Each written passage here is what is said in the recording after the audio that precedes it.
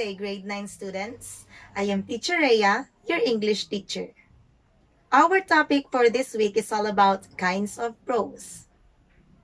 Here are the following learning objectives. First, apply learning strategies in distinguishing the types of short prose. Second, describe the types of short prose. Before we proceed with our discussion, let us have a short review about our previous lesson.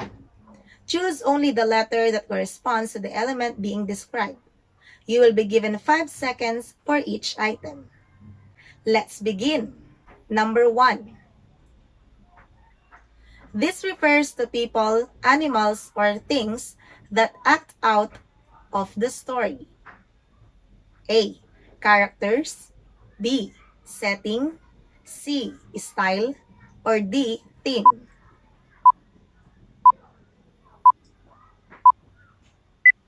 The correct answer is letter A. Number 2. This refers to the time and place in which the story happens. A. Characters. B. Setting. C. Style. Or D. Theme.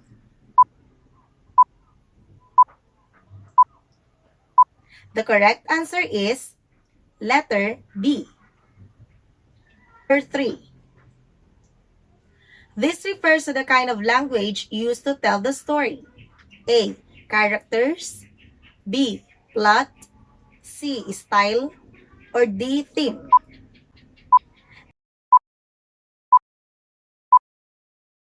The correct answer is letter C.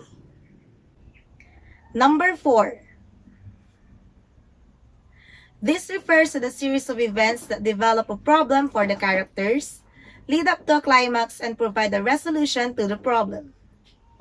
A. Characters. B. Theme. C. Style. Or D. Plot.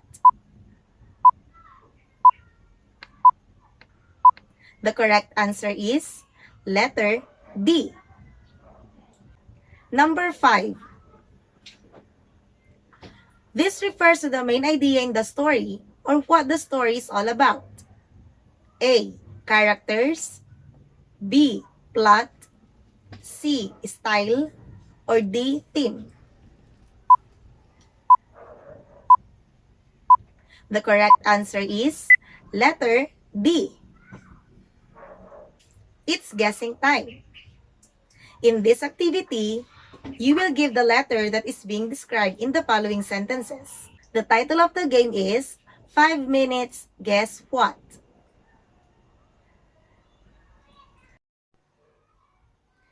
I am Philippines, with 3 P's and I's.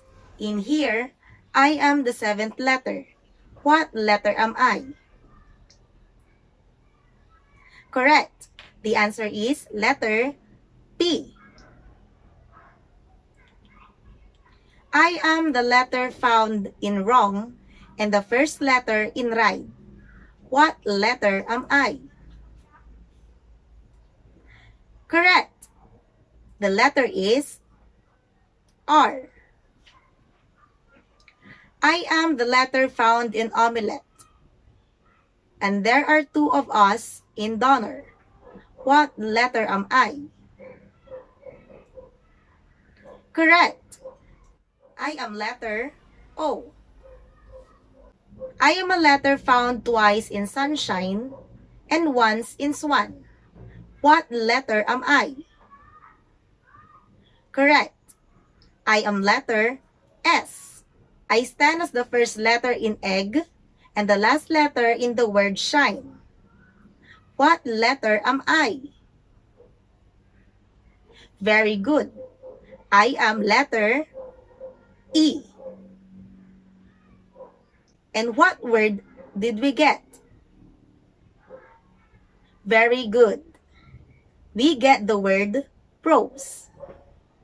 Before we proceed to the different kinds of prose, let us first define prose. Prose. It is defined as any piece of literature written in sentences and paragraphs. There are 2 kinds of prose. We have the fiction and non-fiction. Non-fiction. These kinds of prose are based on facts rather than on the imagination, although may contain fictional elements. Diary, journal, biography, and autobiography are some of the examples of nonfiction. Diary. It is a form of autobiographical writing, a regularly kept record of the diarist's activities and reflections. The first picture shows William Clark's expedition diary, and the second picture shows Black Death diary. Journal. It is an account of day-to-day events or a record of experiences, ideas, or reflections kept regularly for private use. The first picture shows American Civil War Journal, and the second picture shows Journal of Andrew Rogers. Biography. It is simply an account or detailed description about the life of a person. It entails basic facts such as childhood, education, career, relationships, family, and death. The picture shows the biography of Dr. Jose P. Rizal. Autobiography. It is commonly defined as the biography of a person narrated by that person, or the story of a person's life as told by him or herself. The picture shows The Story of My Life, written by Helen Keller. These kinds of prose are generally in narrative form, in any medium consisting of people, events, or places that are imaginary. Short story, legend, tale, fable, parable, myth, and novel are some of the examples. Short story. It is a brief fictional prose narrative that is shorter than a novel, and that usually deals with only a few characters. The first picture shows The Old Woman of the Candles, written by Kevin Piamonte, and the second picture shows The Tale of Tonio the Brave, written by Maria Alea G. Tabuklaon. Legend. It is a story based on either real or supposedly real individuals and their marvelous deeds. The picture shows the legend of Princess Perduja. Tale. It often recounts a strange event, focusing on something or someone exotic, marvelous, or even supernatural. The picture shows the tale of The Land of Salt by Emmanuel S. Season. Fable.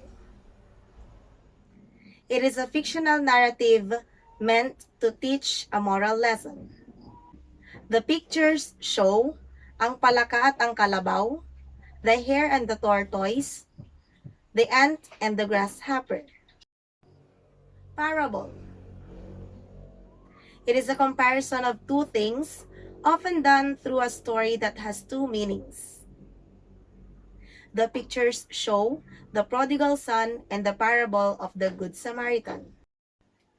Myth. It is a traditional or legendary story, usually concerning some being or hero or event, with or without a determinable basis of facts or a natural explanation, especially one that is concerned with deities or demigods and explains some practice, rite, or phenomenon of nature. The picture shows Why Does Philippines Have 7,000 Islands? Novel. It is a fictitious prose narrative of book length, typically representing character and action with some degree of realism. The picture shows No Limitang Here and El Filibusterismo, written by Dr. Jose P. Rizal. It's time to test if you fully understood the lesson. For Activity 1, Direction, identify the following if it is fiction or non-fiction.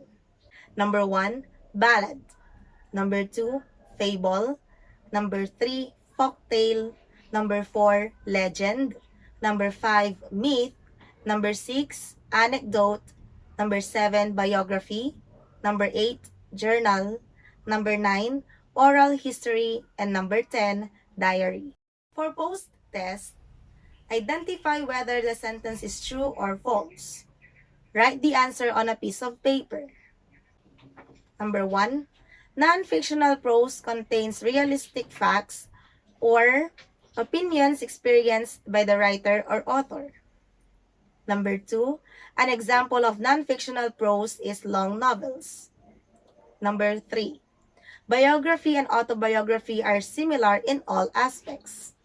Number 4, short stories, legends, and myths are examples of fictional prose.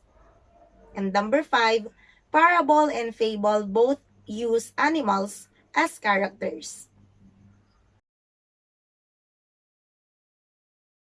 Thank you. Have a great learning day.